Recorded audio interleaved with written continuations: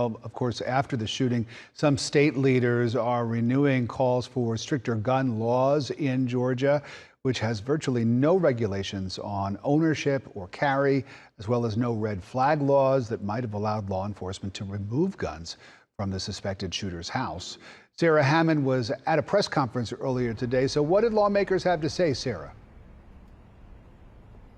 Well, state Democratic leaders gathered at the state capitol to express their frustration following that school shooting and calling on their fellow lawmakers to do more. On the steps inside the Capitol, Minority Leader Gloria Butler, Democratic Senator Elena Parent, student activists, and the aunt of a young man killed by gun violence called for stricter gun laws in Georgia.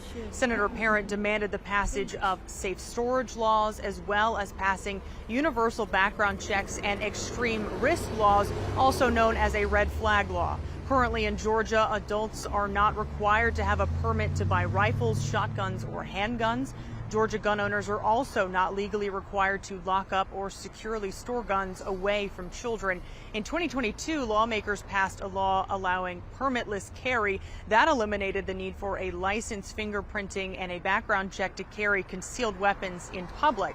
Now, Senators Butler and Parent say they want to find common ground and stop these shootings from becoming a fact of life.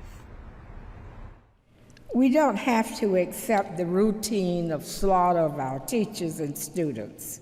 It is never too late to join Democrats and find a way together to protect people from gun violence while also respecting the Second Amendment. Now, the suspect in the Apalachee High School shooting, Colt Gray, faces 4 counts of felony murder, and he'll face more charges, according to the Barrow County District Attorney. His father, Colin Gray, also faces multiple charges and could face up to 180 years in prison for his alleged role in this shooting as well. Live at the state capitol, I'm Sarah Hammond for Atlanta News First.